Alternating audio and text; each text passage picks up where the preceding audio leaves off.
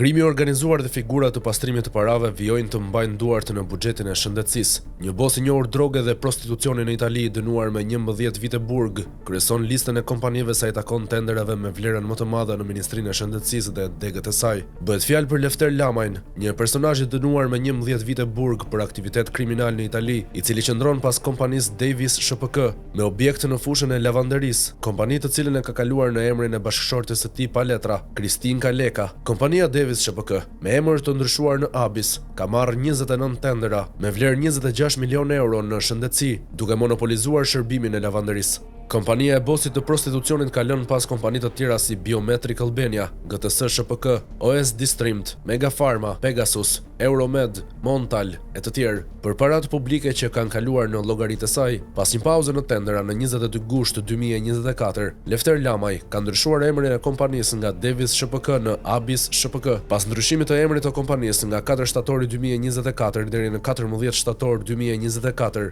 pra më pak se 2 javë, Lefter Lamaj ka marrë 4 tendera të tjerë në shëndetësi, pagar me pazar në tavolinë, me ofertë fituese gati sa fondi limit me vlerë 8.4 milion euro. Në 4 shtator 2024, kompania me emër të ndryshuar ka fituar tenderin e radhës me vlerë 1.3 milion euro, aq sa fondi limit për shërbimin e lavanderisë të Spitalit të Elbasanit për 48 muaj, pra për 4 vite deri në fund të vitit 2028. E gjithë procedura është fiktive, korruptive dhe paligjshme.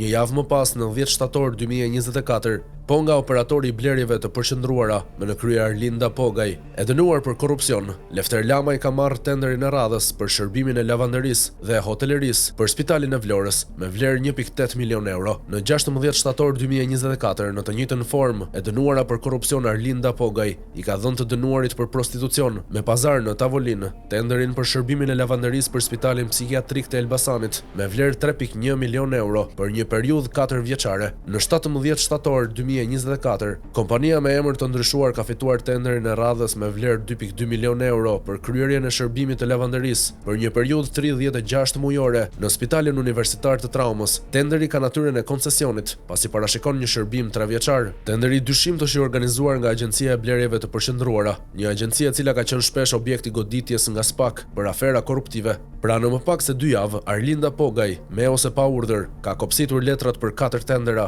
duke i dhënë 8.4 milion euro para publike Lefter Lamajt. Gjithçka duket e organizuar dhe e koordinuar. Ligji ndalon rreptësisht që të skeduarit dhe të dënuarit si bos droge dhe krimi të marrin pjesë në tendera, ankande publike dhe në çdo proces për të përfituar para ose pasuri publike. Por Lefter Lamaj ka bërë disa lëvizje për të shpëtuar konfliktit të drejt për drejt me ligjin dhe për të kamufluar pastrimin e parave të pista. Lamaj kaloi kompaninë Davis SHPK në emër të gruas së tij, jo me letra, Kristinka Leka, duke i shitur aksionet për gjoja 80 milion lek. Pas aktivitetit kriminal si një nga shefat e drogës dhe prostitucionit në Itali, Lefter Lamaj në vitin 2004 themeloi kompaninë Davis me objekt shërbim lavanderie dhe pastrim kimik. Pas identifikimit si bos droge në Itali, Lamaj në janar të vitit 2008 ja kaloi kompaninë gruas së tij, Kristinka Leka. Sipas kontratës, Leka do t'ja jepte 80 milion lek Lamajt jashtë zyrës notariale. Po ku i gjeti 80 milion lek Kristinka Leka për t'i bler burrit të saj gjoja kompaninë Davis SHPK? Që këtu duhet të nisin hetimet në SPAK, duke u bazuar në ligjin antimafia.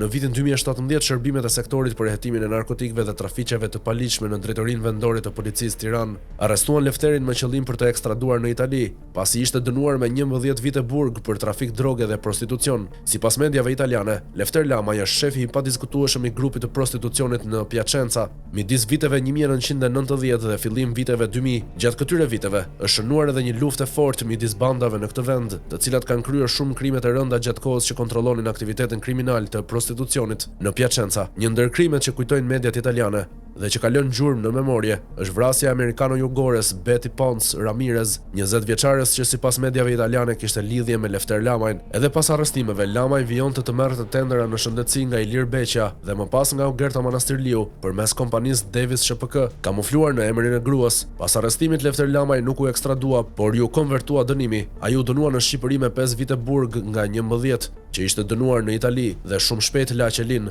Sot Lefter Lamaj ka përzgjer paratë e krimit me paratë e tenderave që ka marrë dhe po merr nga ministrat dhe drejtorët e Edi Ramës. Ai po përdor si mask Kristin Kalekën për pastrimin e parave të drogës dhe të prostitucionit me tendera, por kjo manovër nuk e ndalon s'pak që të godas lidhjet kriminale mes Lamajt dhe kupolës së shëndetësisë, pasi ligji parashikon të gjitha format e kamuflimit të pastrimit të parave, përfshirë edhe përdorimin e bashkëjetuesve, të afërmve, të besuarve e të tjerë.